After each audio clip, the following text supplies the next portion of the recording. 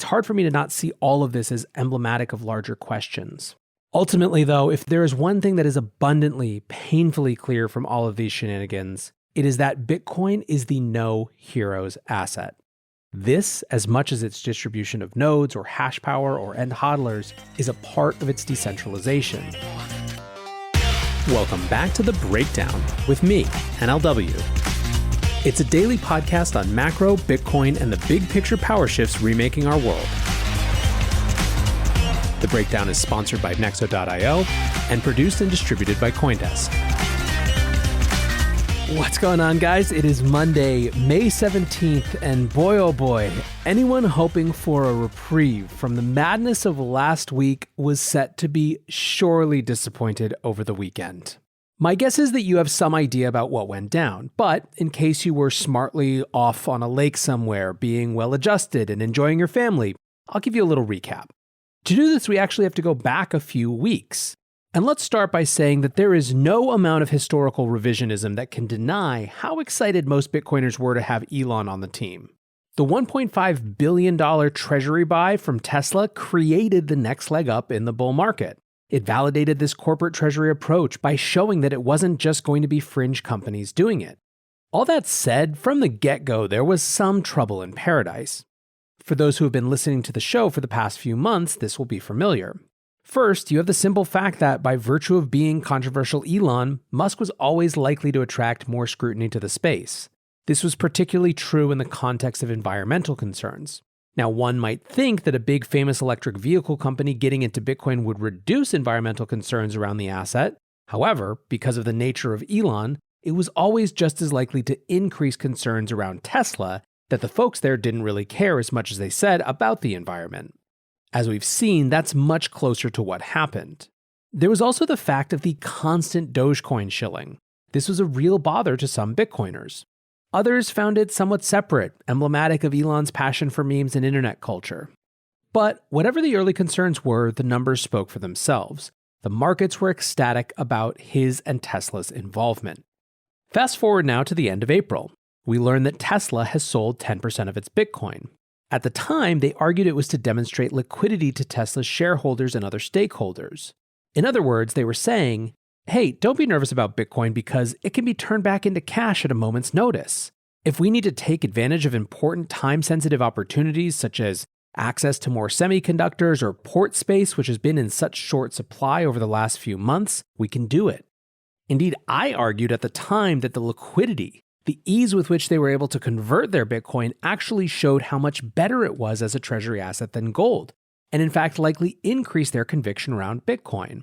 All comments they made at the time seemed to validate this perspective, which is why it came as a pretty big surprise when, seemingly out of nowhere, last week Elon announced that the company was going to stop accepting Bitcoin for purchases of its vehicles. This was weird on so many levels. First of all, how was Tesla just discovering right now that Bitcoin had an energy footprint? This was the most obvious, glaring thing about the timing of the announcement. Bitcoin and energy featured in every single article that followed up about Tesla's initial investment. The notion that somehow, months later, Musk and co. just realized this is patently absurd.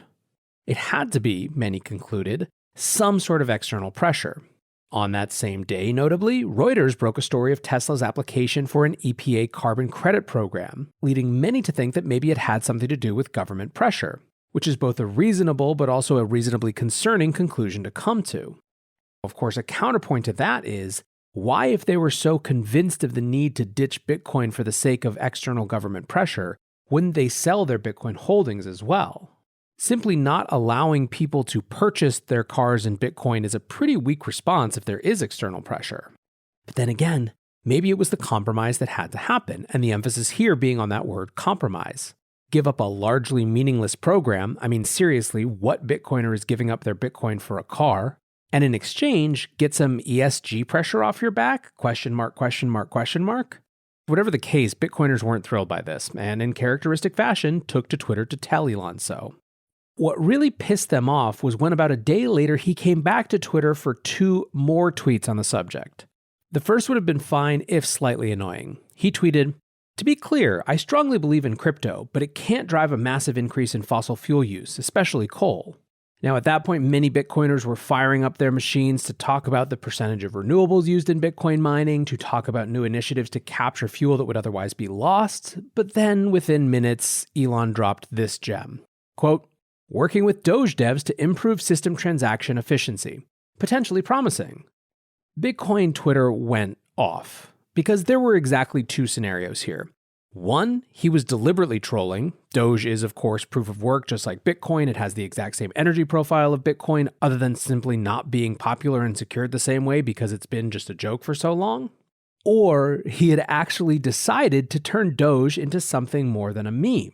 My comment at the time around that second possibility was how fast Doge was turning from one of the truly more decentralized tokens, meme or not, into something with a god pharaoh lording over it for his amusement and pleasure.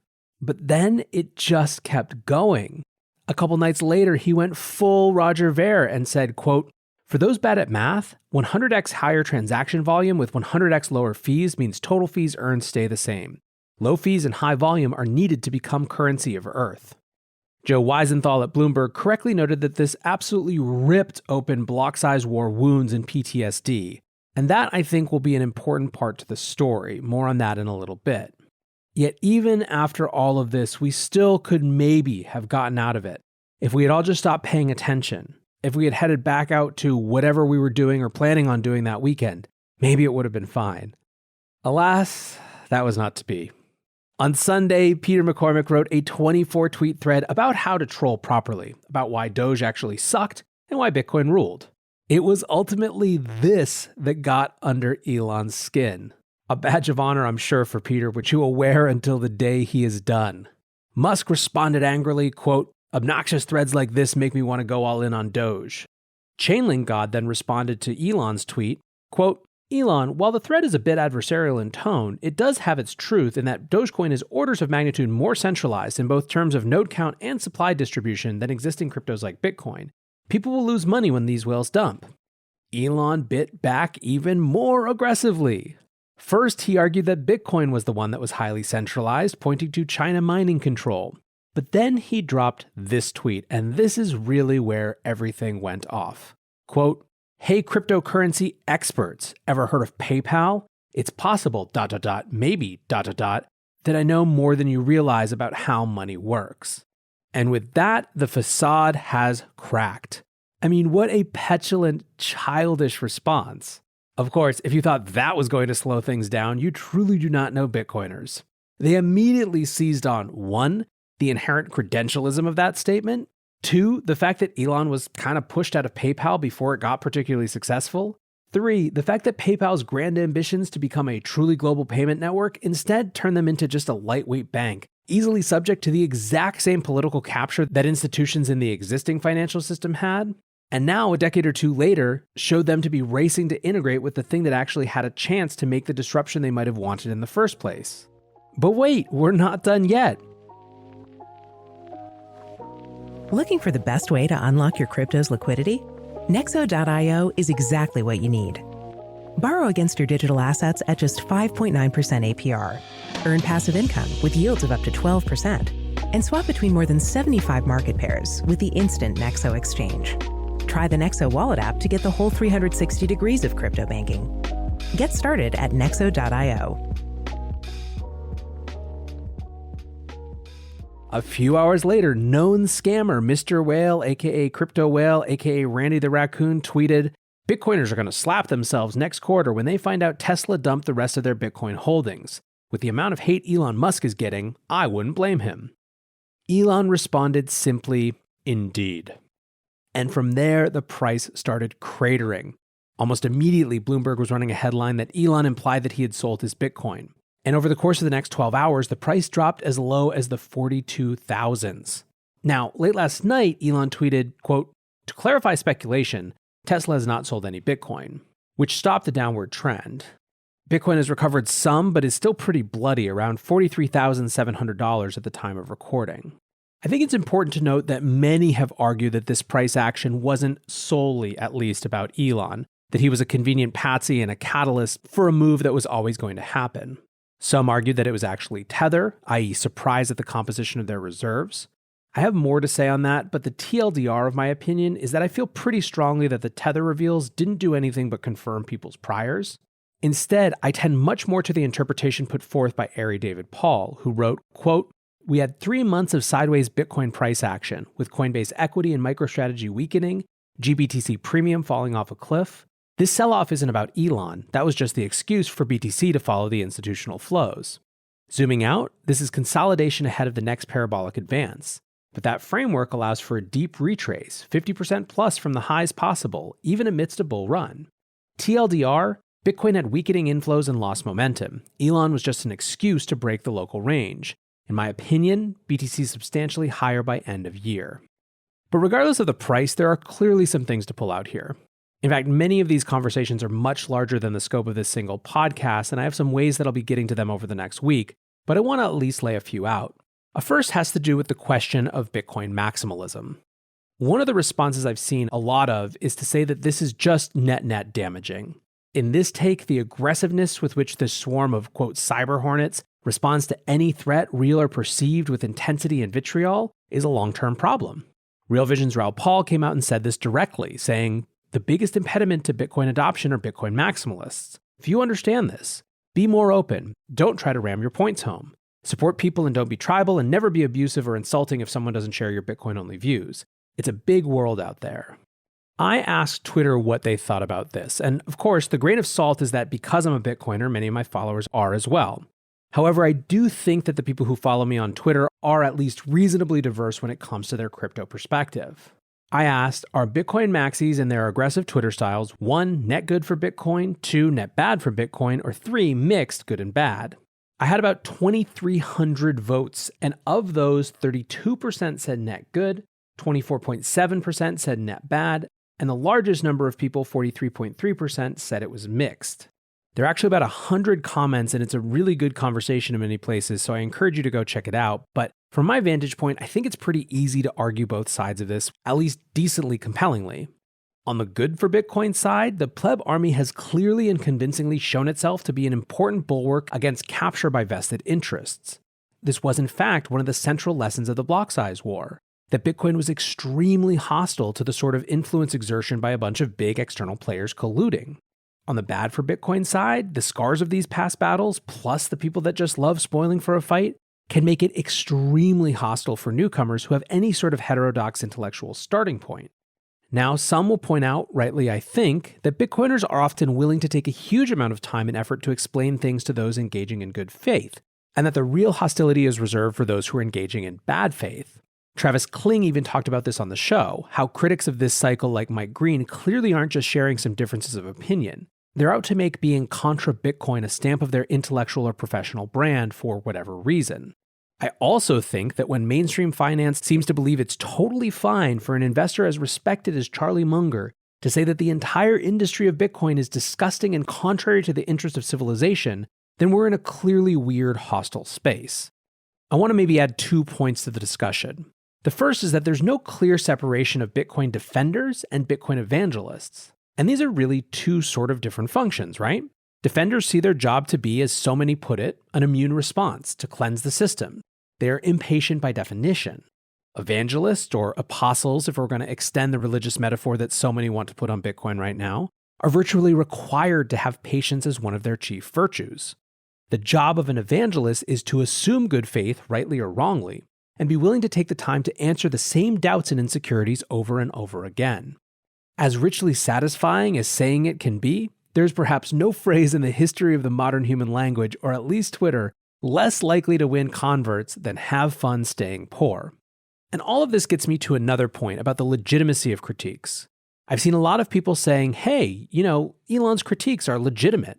Bitcoiners who have been having the same conversation for years say they're not legitimate because they've already been discussed, debated, and litigated. I actually believe that this is one of the reasons there's so much frustration. New actors bring up questions that Bitcoiners feel have been resolved. The problem is, what really is resolution?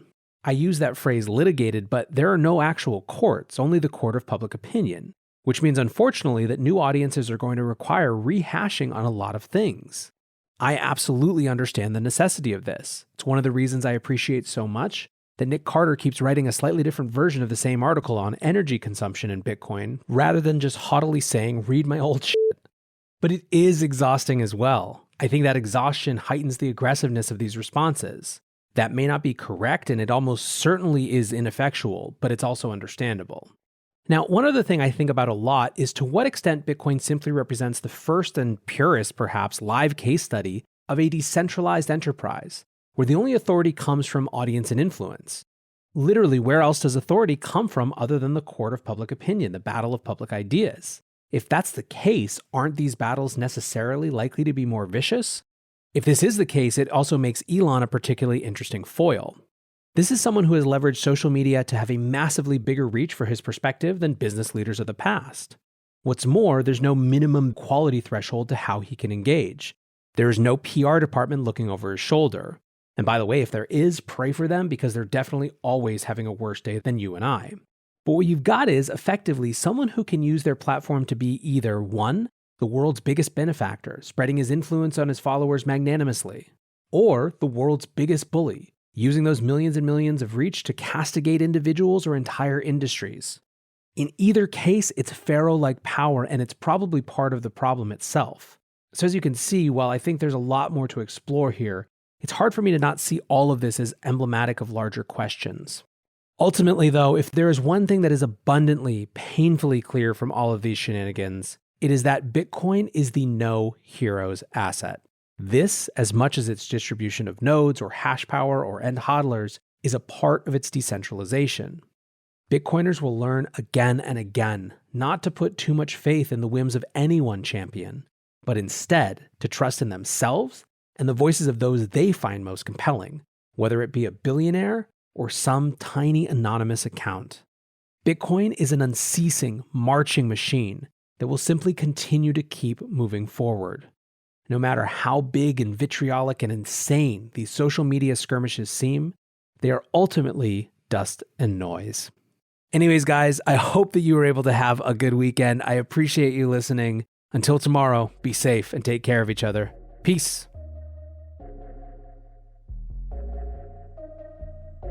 We're witnessing the greatest paradigm shift in finance in modern history.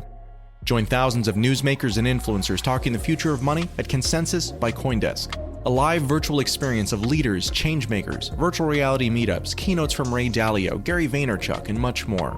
Get an up-close look at the boom in crypto, the surge in institutional investment in Bitcoin, the NFT mania, the breakneck innovation in decentralized finance, and the coming disruption from central bank digital currencies. The Breakdown listeners can visit events.coindesk.com and use the promo code BREAKDOWN to save $25 today. Join us May 24th through May 27th for Consensus by CoinDesk and register today at events.coindesk.com. Thanks for listening, and we'll see you there.